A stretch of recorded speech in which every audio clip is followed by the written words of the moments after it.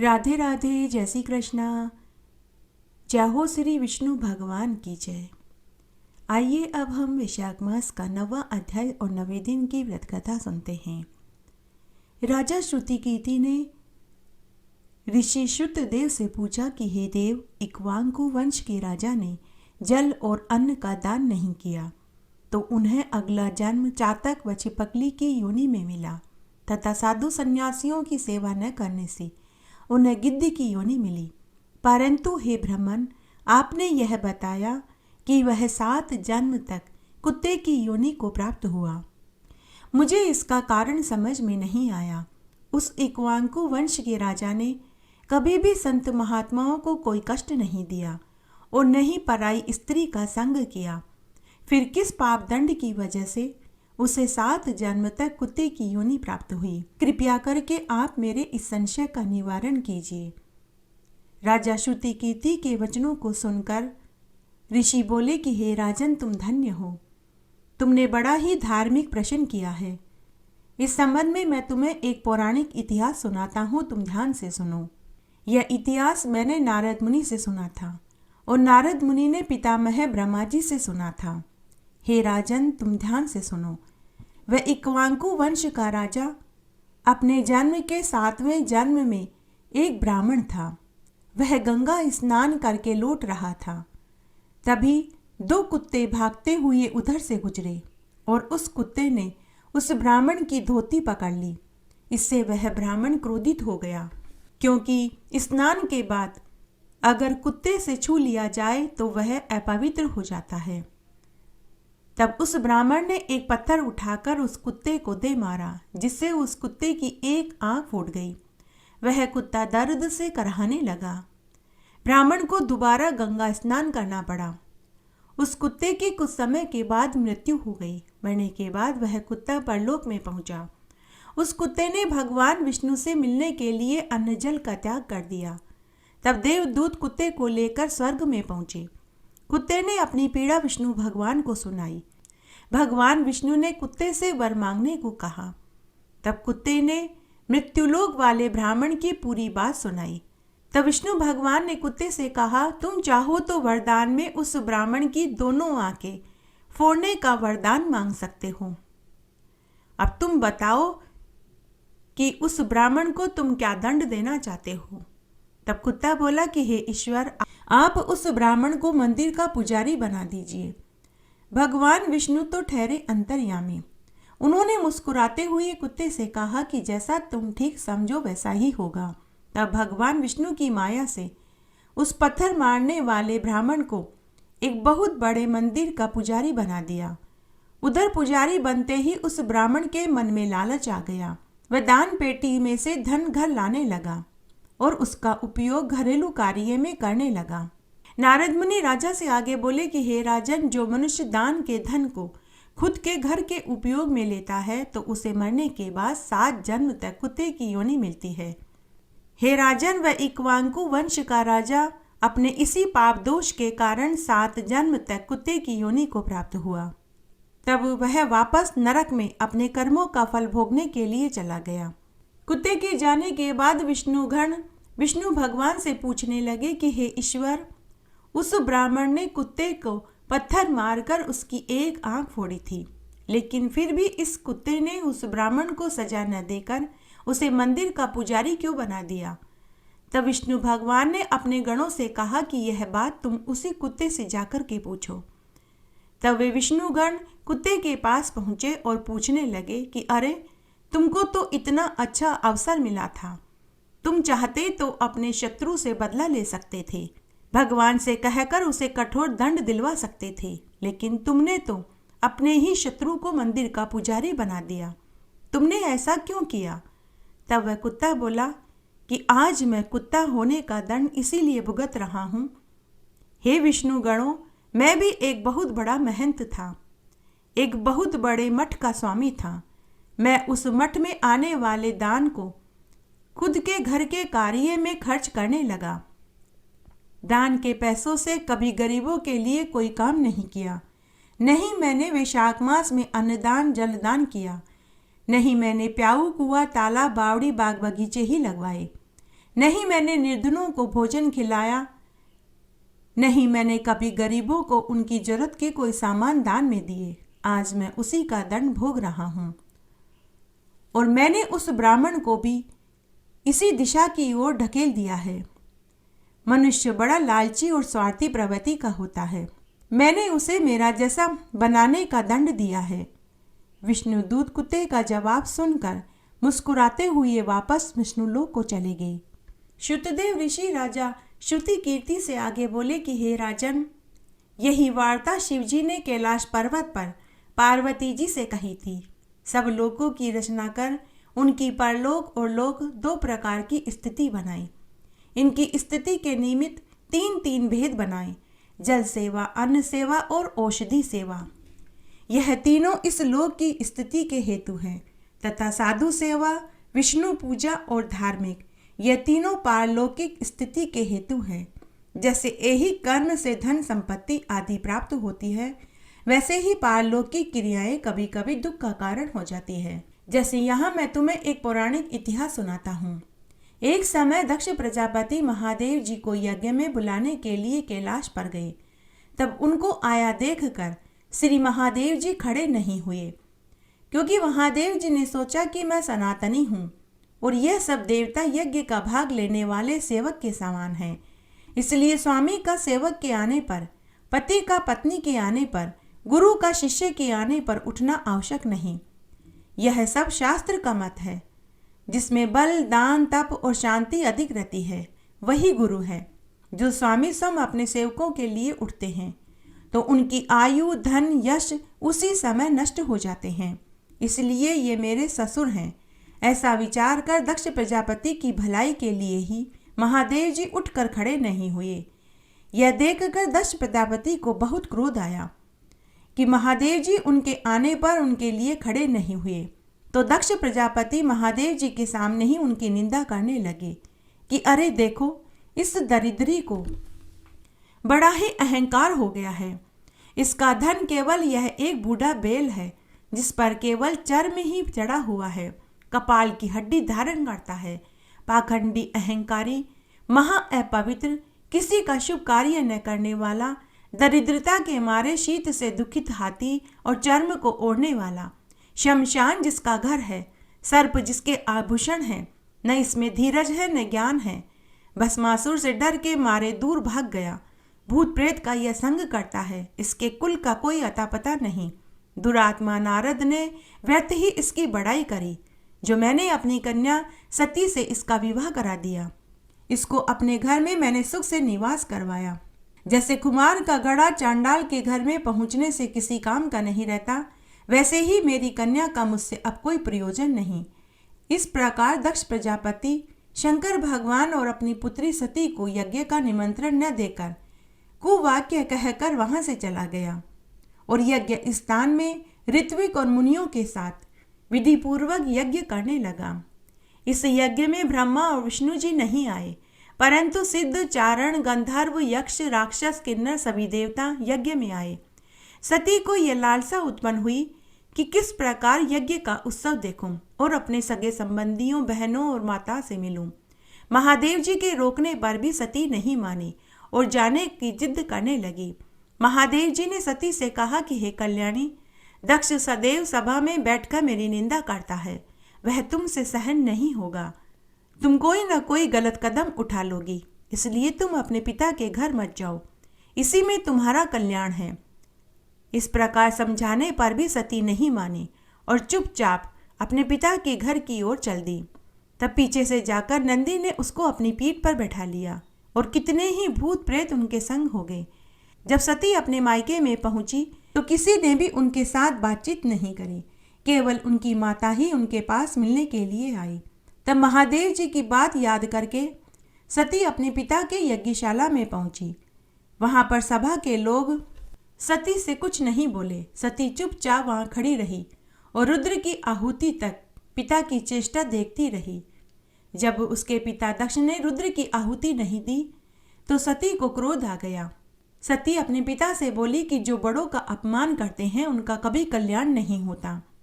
हे पिताजी, तुमने सारे जगत के रचयिता अविनाशी रुद्र को आहुति क्यों नहीं दी? यहाँ जितने भी ऋषि मुनि महात्मा एकत्रित हुए हैं उन्होंने भी तुमको सुबुद्धि नहीं दी। ऐसा प्रतीत होता है कि विधाता तुम्हारे साथ प्रतिकूल कार्य कर रहे हैं। जब सती यह वचन कह रही थी तो पूषा देवता मुंह फाड़ कर हंस रहा था। कर्महीन शुक्राचार्य डाडी और मूंछ फड़फड़ाने लगा। दक्ष निंदा करने लगा। यह सब बातें देखकर सती को महान क्रोध आ गया और वह पति की निंदा सुनकर प्रायश्चित के रूप में सबके देखते देखते हवन कुंड में कूद पड़ी। सती के हवन कुंड में गिरते ही हाहाकार मच गया। शिव के गण भागकर महादेव जी के पास आए और सारी कथा सुनाई। महादेव जी ने कालांतक रूप हो क्रोध से अपनी एक जटा उखाड़ कर पृथ्वी पर दे मारी, जिससे महाबलवान महाकाय वीरभद्र पैदा हुआ। वीरभद्र हाथ जोड़कर महादेव जी से कहने लगा कि हे प्रभु, जिस काम के लिए आपने मुझको उत्पन्न किया है वह बताइए। तब महादेव जी ने वीरभद्र को आज्ञा दी, मेरे निंदक दक्ष का नाश कर दो, जिसके कारण सती को अपना शरीर त्यागना पड़ा। महादेव जी की आज्ञा पाकर सहस्त्र भुजाओं वाले और यमराज के सदृश वह वीरभद्र यज्ञशाला में पहुंचा और देवता असुर मनुष्य आदि जो भी यज्ञ में उपस्थित थे सबको मारने लगा। पूषा दांत निकालकर हंसा था तो उसके दांत उखाड़ कर फेंक दिए। भृंगु की ढाडी मूंछ उखाड़ कर फेंक दी। जिसने भी जो अंग फड़फड़ाया था वीरभद्र ने उसका वही अंग उखाड़ कर फेंक दिया। दक्ष का सिर काटने लगा, किंतु शुक्राचार्य जी मंत्र बल से उसकी रक्षा कर रहे थे, इसलिए नहीं काट सका। तब रुद्र ने स्वयं उसका सिर काट डाला। इस प्रकार यज्ञ में आए हुए सबका संहार करके वह कैलाश की ओर लौट गया। जो मरने से बचे थे वे सब भाग कर ब्रह्मा जी की शरण में पहुंच गए। ब्रह्मा जी उनको साथ लेकर कैलाश पर आए। वहां जाकर अनेक प्रकार से समझा बुझा कर महादेव जी का क्रोध शांत कराया। फिर महादेव जी को साथ लेकर दक्ष की यज्ञशाला में पहुंचे। यज्ञ में जो मारे गए थे उनको जीवन दान दिलवाया। महादेव जी ने दक्ष के धड़ पर बकरे का सिर जोड़ दिया, जिससे आज तक इनके उपासक उनकी प्रसन्नता के लिए बम बम करते हैं। भृंगु जी के मुख पर बकरे की ढाडी लगा दी, पूषा के दांत नहीं लगाए, उसके लिए कहा कि यह पीस कर खा लेगा। इस प्रकार सबको अंग सहित किया और दक्ष पूर्ववत यज्ञ करने लगा। यज्ञ संपूर्ण होने पर सभी देवता अपने अपने स्थान को चले गए। राजा अम्बरीश नारद मुनि से पूछने लगे कि हे देव ऋषि नारद जी, अब आप हमें यह बताइए कि वैशाख मास में भगवान विष्णु का षोडशोपचार विधि से पूजा करनी चाहिए या नहीं, और करनी चाहिए तो किस तरह करनी चाहिए और उसका क्या फल मिलता है यह भी बताइए। तब नारद मुनि बोले कि हे राजन, तुमने मनुष्य के कल्याण के लिए बहुत उचित प्रश्न किया है। भगवान विष्णु का षोडशोपचार विधि से पूजन करना तो हमेशा ही सुख फलदायी होता है और वैशाख मास में तो इसका और भी अधिक फल मिलता है। ऋग्वेद, यजुर्वेद, सामवेद के द्वारा भगवान का पूजन करना चाहिए। यदि इतना न हो सके तो यजुर्वेद की सहस्त्र शीर्षा की ऋचा से ही कर लेना चाहिए। सबसे पहले भगवान शालिग्राम की मूर्ति लेकर श्रद्धापूर्वक भगवान का आह्वान करें और सहस्त्र शीर्षा इस ऋचा के प्रथम मंत्र का पाठ करें। फिर भगवान को आसन देवें। फिर दूसरे मंत्र का पाठ करें। तीसरे मंत्र से भगवान को पुष्प और जल से अर्घ्य देवें। चौथे मंत्र से आचमन करावें। 3 बार आचमन कराकर प्रार्थना करें कि हे ईश्वर, यह श्रद्धा से कराया गया आचमन आप ग्रहण कीजिए। 5वें मंत्र से स्नान करावें और प्रार्थना करें कि भगवान, ये तीर्थों का जल आपके स्नान के लिए है, कृपया करके आप इसे ग्रहण करें। इस प्रकार भगवान शालिग्राम को स्नान करावें। स्नान कराने के बाद भगवान पर वस्त्र चढ़ावें और ऋचा का छठा मंत्र पढ़ें। वैशाख मास में भगवान के निमित्त वस्त्र के दान का महान फल मिलता है। इस प्रकार 7वां मंत्र पढ़कर भगवान के निमित्त वस्त्र प्रदान करें। 8वें मंत्र को पढ़कर यज्ञोपवीत चढ़ावें और ये प्रार्थना करें कि जिस यज्ञोपवीत से ब्राह्मण तेजवान होते हैं, जिसमें सूर्य, चंद्रमा, अग्नि का तेज है, जिसमें ब्रह्मा, विष्णु, शिव तीनों के गुण विद्यमान हैं, जिसके तेज से विप्र मनुष्य में द्विसंज्ञा को प्राप्त होते हैं, क्योंकि जन्म से तो सब शुद्र ही होते हैं, संस्कारों से ही उनकी द्विसंज्ञा होती है, तथा क्रोध और प्रसन्न होकर शाप और वर देने को जिसके तेज से सामर्थ्य पाते हैं, ऐसे ब्रह्म सूत्र को हे ईश्वर मैं आपको अर्पित करता हूँ। ब्राह्मणों के समान न तो कोई बंधु है, न ही कोई भलाई करने वाला है। ब्राह्मणों की समानता करने वाला त्रिलोक में कोई नहीं। ऐसा यह भ्रम शुद्ध है ईश्वर, मैं आपको अर्पित करता हूँ। इसके पश्चात 9वें मंत्र से भगवान को सुंदर केसर युक्त चंदन अर्पित करें। वैशाख मास में भगवान को केसर का चंदन लगाने से मनुष्य यमपुरी के दर्शन नहीं करता। 10वें मंत्र से पुष्प चढ़ावें और ये प्रार्थना करें कि हे ईश्वर, पुष्पों में सदैव लक्ष्मी जी वास करती है। आपकी प्रसन्नता के लिए मैं ये पुष्प अर्पित करता हूँ, कृपया करके आप इन पुष्पों को ग्रहण करें। विशेषकर वैशाख मास में जो किसी भी कार्य के लिए भगवान पर पुष्प चढ़ाते हैं, भगवान उसकी सभी मनोकामनाएं पूरी कर देते हैं।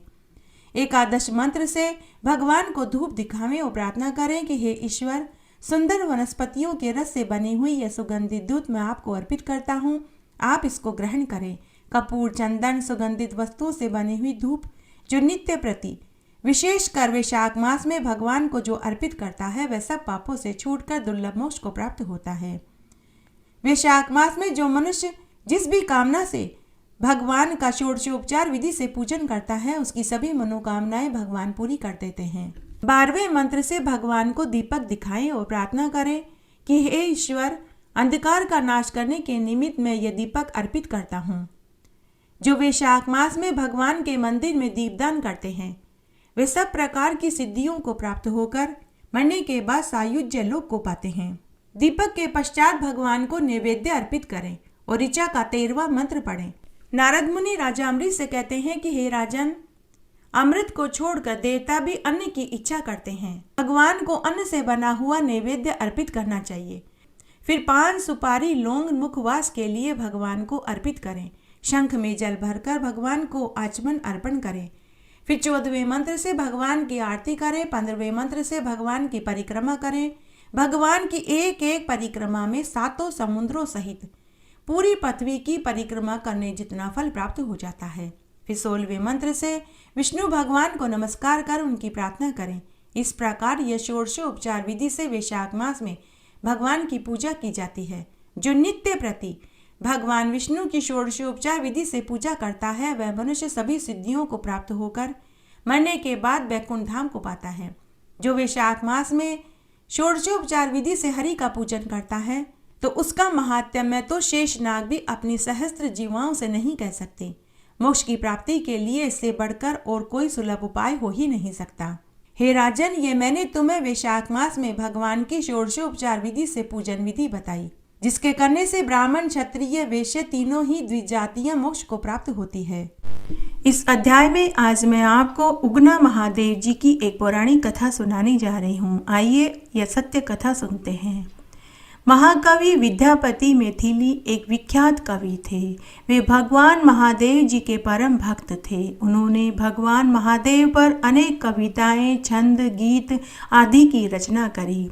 विद्यापति कवि की भक्ति का अंदाजा इस बात से लगाया जा सकता है कि उनकी भक्ति की शक्ति से प्रभावित होकर खुद महादेव जी उनके घर दास बनकर आए ताकि उनकी कविताओं, छंदों, गीतों को और रचनाओं को सुन सके। तब महादेव जी महाकवि विद्यापति के घर पहुँचे और उनसे रहने और खाने का ठिकाना मांगा। तब कवि विद्यापति ने पूछा कि अरे भाई, तुम कौन हो, कहाँ से आए हो?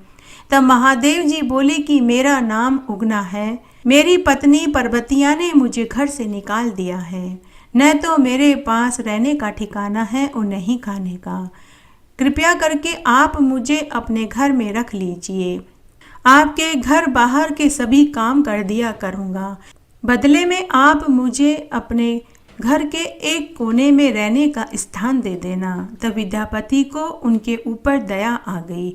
उन्होंने महादेव जी को काम पर रख लिया। तब भगवान महादेव विद्यापति कवि के सभी काम करने लगे। साथ ही गाय भैंसों को चराने जाते, उन्हें नहलाते, दूध दूहते, चारा पानी करते, गोबर पोठा उठाते, खेती के काम में भी हाथ बटाते और रात्रि में भांग पीकर विद्यापति कवि की कविताएं, छंदों, गीतों और रचनाओं को सुनने का आनंद उठाने लगे।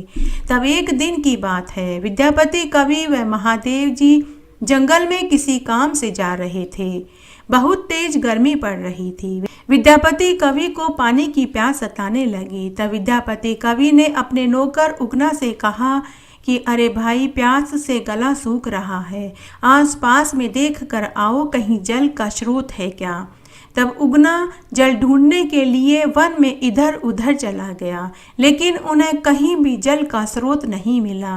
तब महादेव जी को एक उपाय सूझा। उन्होंने आगे जाकर अपनी जटाएं खोली और उसमें से गंगाजल से एक लोटा भरा और लाकर विद्यापति कवि को दे दिया।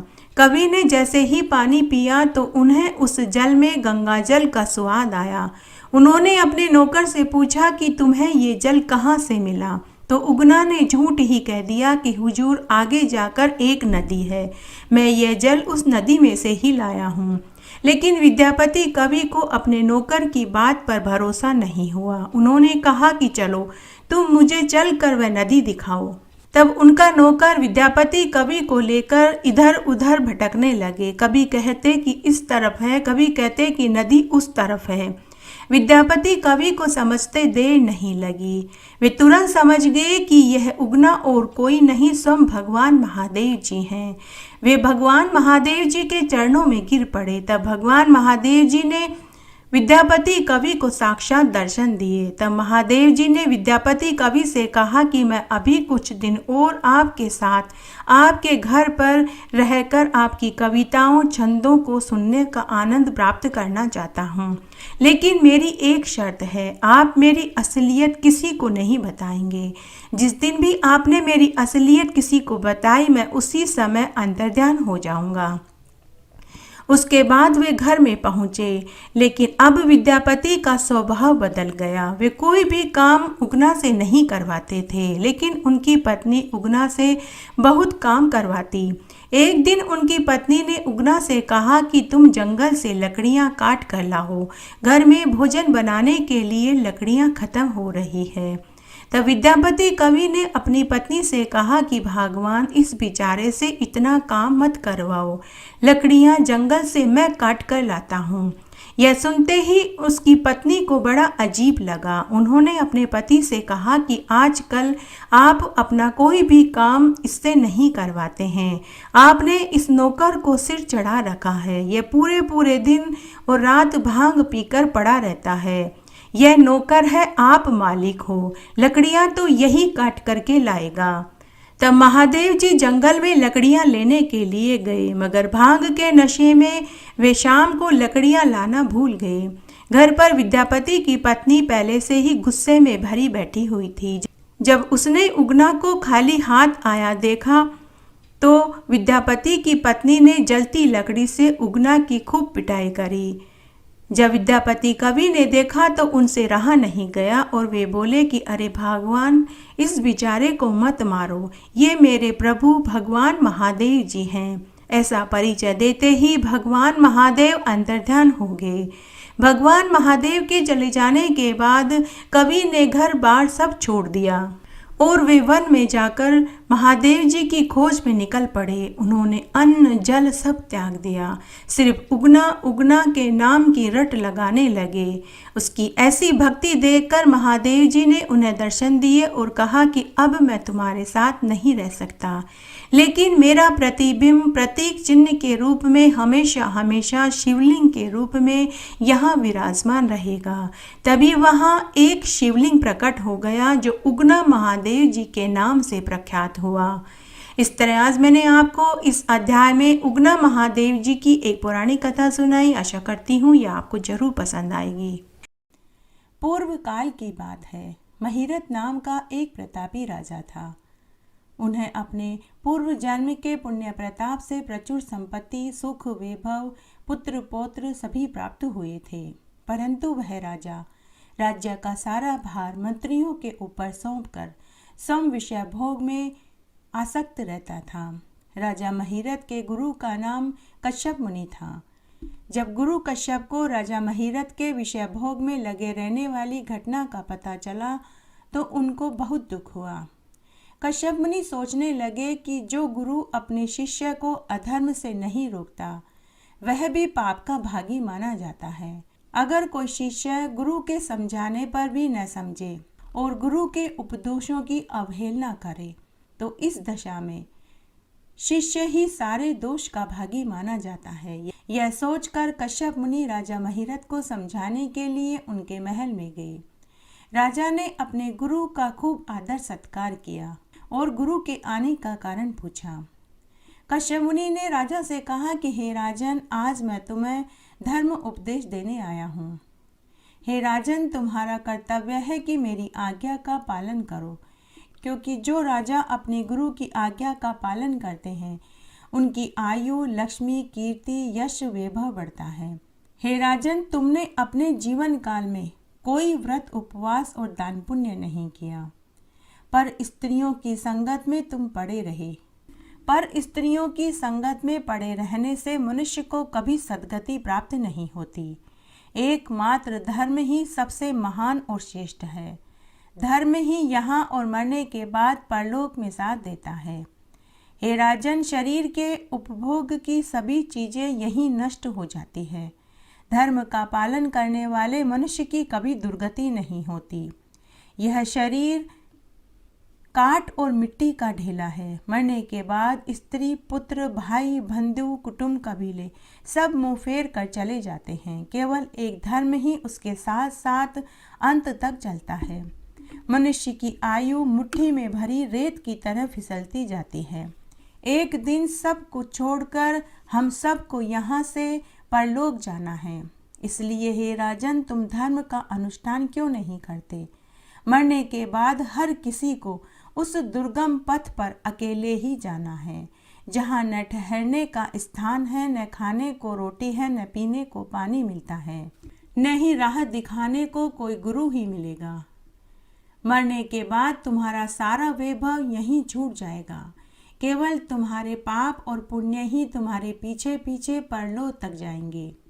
अतः हे राजन, तुम विवेक और बुद्धि से काम लो, आलस्य का त्याग करो, धर्म का अनुष्ठान करो।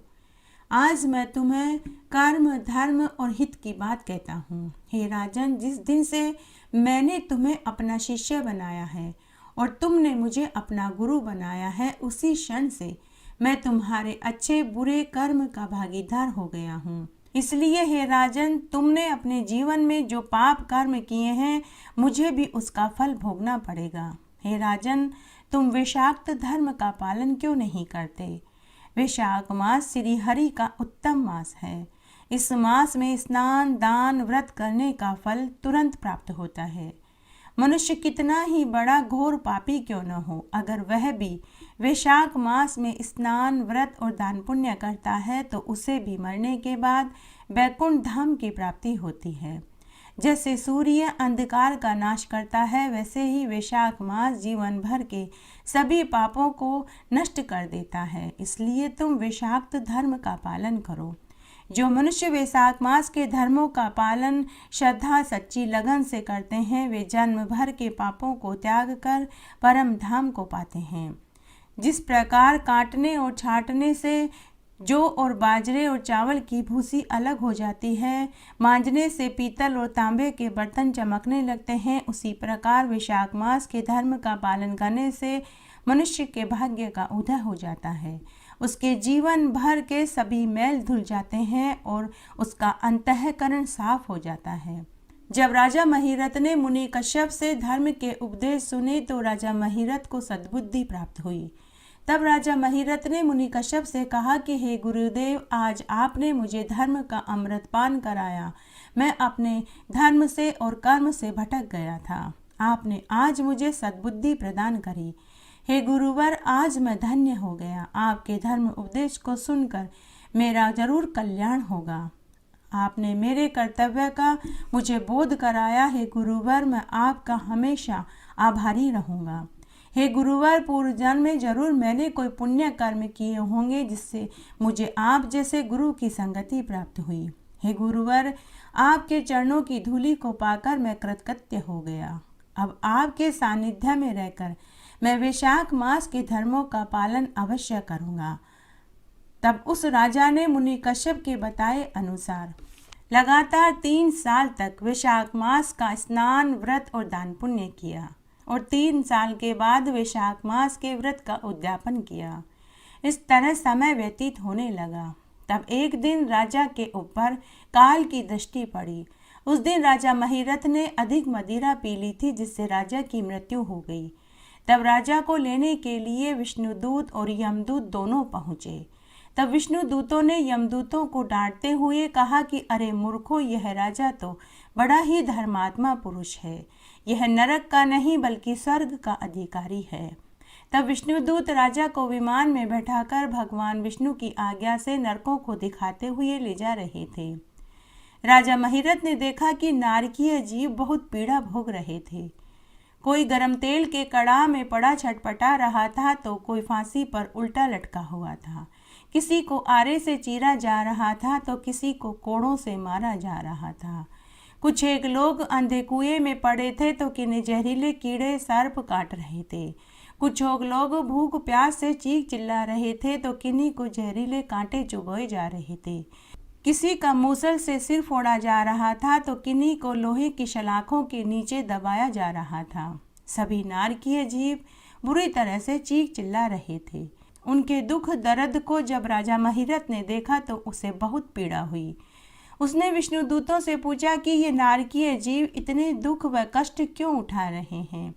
इन्होंने अपने जीवन काल में ऐसा क्या पाप किया जिसकी इन्हें यह सजा मिल रही है।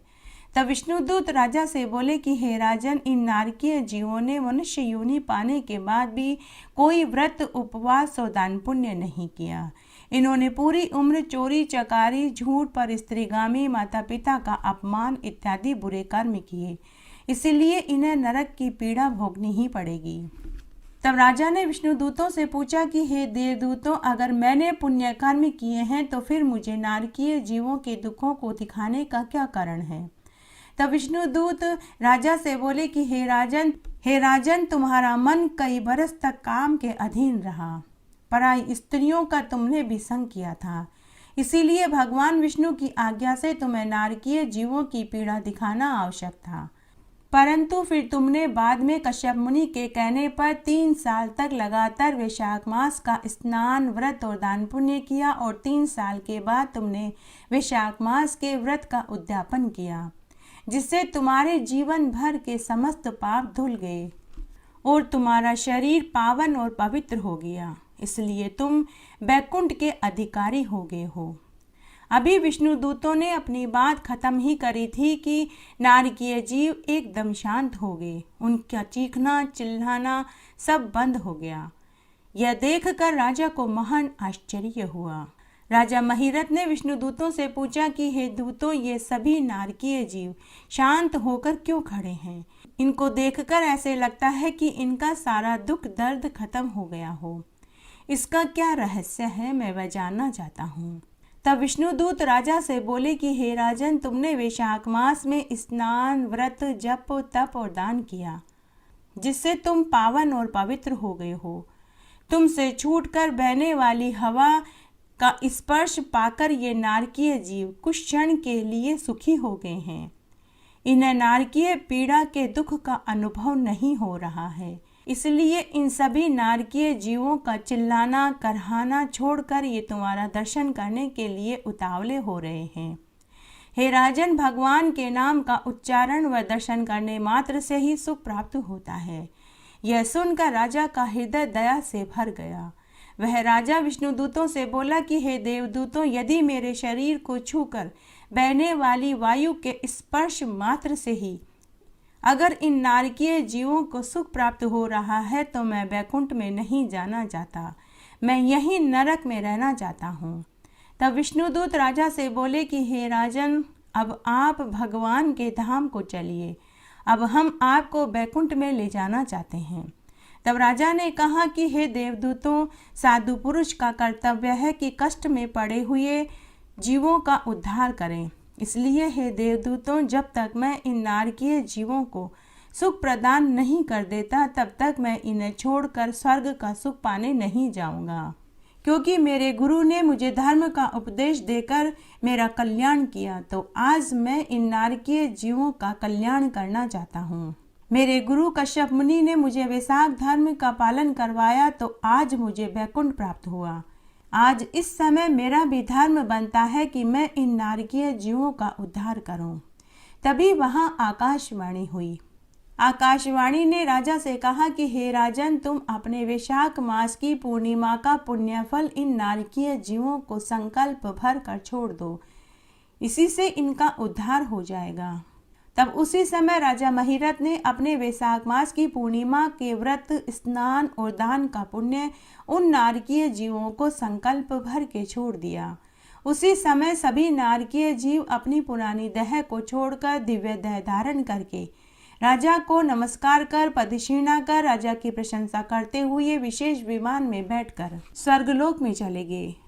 इस दान से वह राजा महिरथ देवताओं द्वारा पूजनीय और वंदनीय होकर वैकुंठ में चले गए और उन्हें ऐसा दुर्लभ पद प्राप्त हुआ जो कि बड़े से बड़े साधु, सन्यासी और महात्मा को भी दुर्लभ होता है। जो मनुष्य वैशाख मास के इस महात्म्य को सुनते हैं, पढ़ते हैं और सुनाते हैं, वे धन, यश, आयु, सुख, समृद्धि से युक्त होकर दसों दिशाओं में उनकी कीर्ति फैलती है और वे चतुर्भुज रूप धारण करके विष्णु लोक में चिरकाल तक आनंद सुख भोगते हैं। आइए अब हम जगदीश भगवान की आरती सुनते हैं। वैशाख मास में कथा, कहानियाँ और महात्म्य सुनने के बाद आरती जरूर बोलनी चाहिए। आइए आप भी मेरे साथ भगवान जगदीश की आरती बोलिए, इससे महात्म्य सुनने का संपूर्ण फल प्राप्त होगा। ओम जय जगदीश हरे, स्वामी जय जगदीश हरे, भक्त जनों के संकट, दास जनों के संकट क्षण में दूर करे। ओम जय जगदीश हरे, जो ध्यावे फल पावे, दुख विन से मन का, स्वामी दुख विन से मन का, सुख संपत्ति घर आवे, कष्ट मिटे तन का। ओम जय जगदीश हरे, बात बीता तुम मेरे, शरण गाऊं किसकी, स्वामी शरण गाऊं किसकी, तुम बिन और न दूजा, आस करूं जिसकी। ओम जय जगदीश हरे, तुम पूर्ण परमात्मा, तुम्हें अंतर्यामी, स्वामी तुम्हें अंतर्यामी, पार ब्रह्म परमेश्वर, तुम सबके स्वामी। ओम जय जगदीश हरे, तुम करुणा के सागर, तुम पालन करता, स्वामी तुम पालन करता, मैं मूरख घल कामी, कृपा करो करता। ओम जय जगदीश हरे, तुम हो एक अगोचर, सबके प्राणपति, स्वामी सबके प्राणपति, किस विध मिलूं दया मैं, तुमको मैं कुमति। ओम जय जगदीश हरे, दीन बंधु दुख हरता, तुम ठाकुर मेरे, स्वामी तुम रक्षक मेरे, अपने हाथ उठाओ, द्वार पड़ा तेरे। ओम जय जगदीश हरे, विषय विकार मिटाओ, पाप हरो देवा, स्वामी पाप हरो देवा, श्रद्धा भक्ति बढ़ाओ, संतन की सेवा। ओम जय जगदीश हरे, तन मन धन सब कुछ अर्पण है तेरा, स्वामी सब कुछ है तेरा, तेरा तुझको अर्पण क्या लागे मेरा। ओम जय जगदीश हरे, ओम जगदीश की आरती, जो कोई जन गावे, स्वामी जो कोई जन गावे, कहत शिवानंद स्वामी, मन वांछित फल पावे। ओम जय जगदीश हरे, ओम जय जगदीश हरे, स्वामी जय जगदीश हरे, भक्त जनों के संकट, दास जनों के संकट क्षण में दूर करे। ओम जय जगदीश हरे।